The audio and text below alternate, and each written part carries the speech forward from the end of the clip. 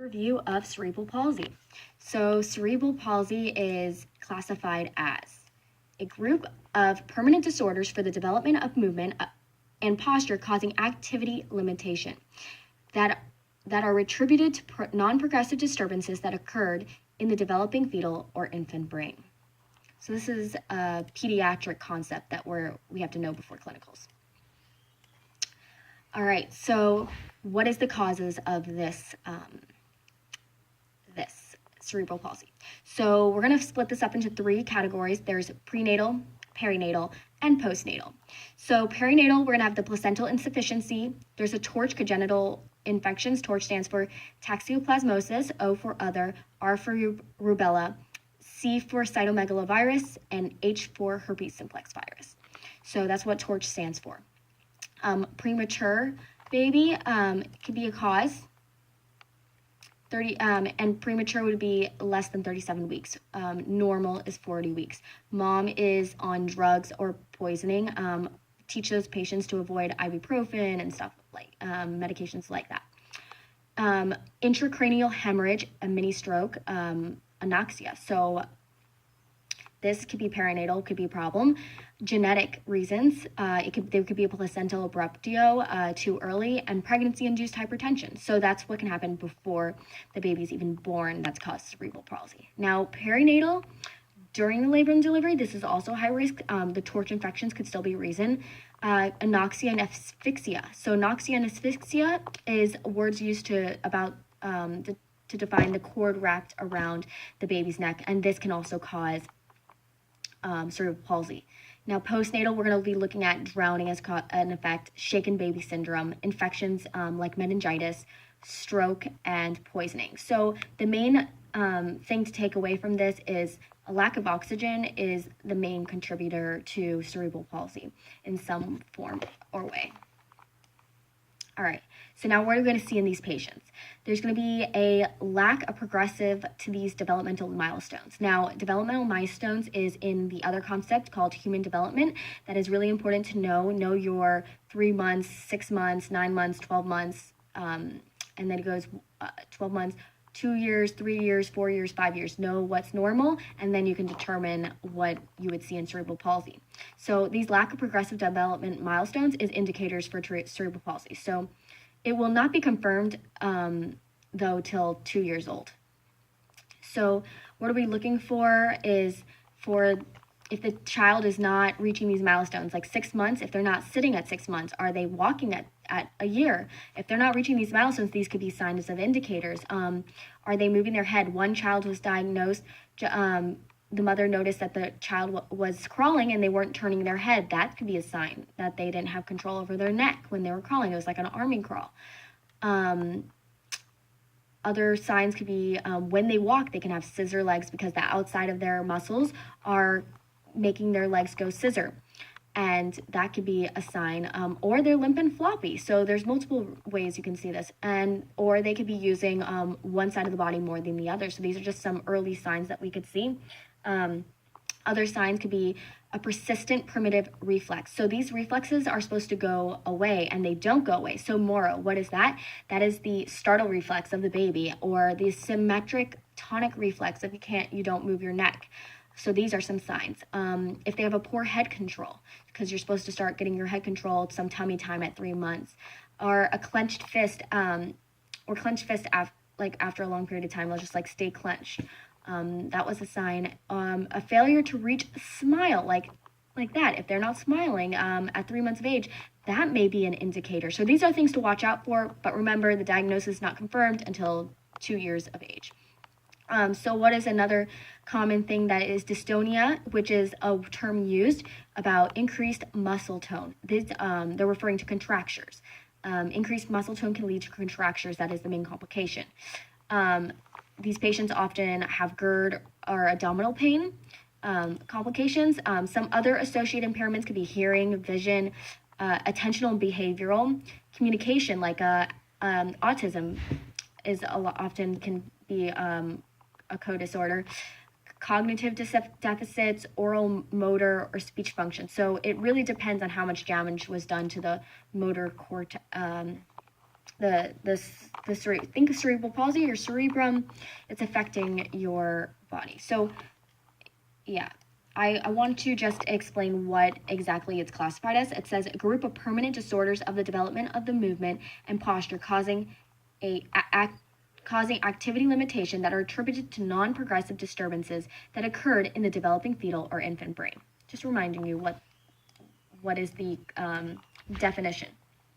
All right, so what are the types of motor abnormalities to focus on? It's classified under 3 categories. We're going to see are the most common is spastic. So spastic is when it's talking about that tightness of muscle, that dystonia that we refer to. It's that stiffness. It's the hypertonia, the dystonia with contractures. It's a lot of flexion at the muscle.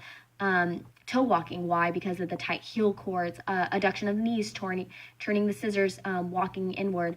The key is to stretch the hips and spine. This can lead to arthritic pain as an adult. Babinski reflex, ankle clonus, you're going to see there could be an exaggerated stretch reflexes. Eventually, this is going to lead to contractures as a problem with this disorder. Stiff muscles can remember your tongue is a muscle, and it can make it really hard to eat and swallow. So remember that. For dyskinetic, think of your jerking movements. So dyskinetic is, remember, spastic was going to affect your motor cortex. This is non-spastic. This is involuntary movements. It's going to affect your basal ganglia opposed to your motor cortex. So athetoid is a term used. Etoid is a term used to be for irregular movement, like a jerk movement. Or dystonic is a slow twisting of the trunk or extremity. So it'll just slowly start to twist like that, and it'll be really uncomfortable for those patients. And it can also involve pharyngeal or laryngeal drooling because you're not in control. So it's just like random, uncontrollable. So it's involuntary movement, whereas the other one is just going to be random spastic. The third one is ataxia, which you think of like ataxia, you like alcoholic, affecting your cerebellum. You're going to be shaky. The patient's going to be shaky, so think maybe it's going to look like your Parkinson's a little bit. They're going to have a wide-based gait because of this, because they're trying to keep their balance. A rapid, repetitive movement performed poorly. They'll be able to perform it poorly. And disintegration of movement when the child reaches an object. So when they reach an object, they're so shaky that they can't exactly have that great coordination because of it. So that's how we're going to be able to see the manifestations. Now, what assessments are we going to want to do for this patient? We're definitely going to want to monitor their pain because they're going to experience a lot of pain if they're spastic, especially. This disorder is very associated with dislocated hips and as well as scoliosis. Scoliosis can cause complications. You want to look at the cause of movement of the lungs, which would cause respiratory problems and growth retardation. So you want to monitor that. Lesions, you're going to see lesions at the side of the brain on the CT scans or the MRIs. You're going to want to monitor their gross and motor dysfunction scale. See how they're progressing on their milestones. And O2, if they're lacking because of that respiratory moving and the shifting of their lungs, you may see grunting or nostril flaring like this, that they're not getting enough oxygen. So what is our goals as a nurse is to focus on giving them good hygiene, cerebral palsy patient, maximizing their movement, their ability of movement, their independence as most as they can, and their respiratory status. All right, so for the GERD, the little things like the GERD, there's a surgery called Nissen funduplication. We know what that is with the magnets around to hold it in, so you don't have... therapy, you're going to have the speech therapy, occupational therapy, and physical therapy. Surgery, that if there's a problem with sitting or standing or walking, that's when surgery can be intervened. If it's not for superficial reasons. With the hip, because hip dislocation is very common, the anterior, you do not need an abductor pillow. With the posterior, you need to use an adductor pillow. Surgery, the rods for scoliosis, if they need it fixed, make sure you have a safe environment. May need to specialize car restraints to support poor head and neck control. Think about their head and neck. So it really depends on what spectrum they're on in movement and control of their body. They're going to need more frequent rest periods. Let's see what this is. To avoid fatigue. And skin integrity, the diaper will have a pelvic tilt. Just be mindful of that for the children. And for eating, also grab the jaw and facilitate swallowing. Upright position, make sure to prevent aspiration. So there's a specific technique that you can use, the anterior thumb with the bottom lip. So anterior thumb, bottom lip, and index. So you would just kind of go like this. And the side middle finger posterior to bone new chin. So it's like, it's hard to explain, but it would be like that. So there's techniques to use from the textbook.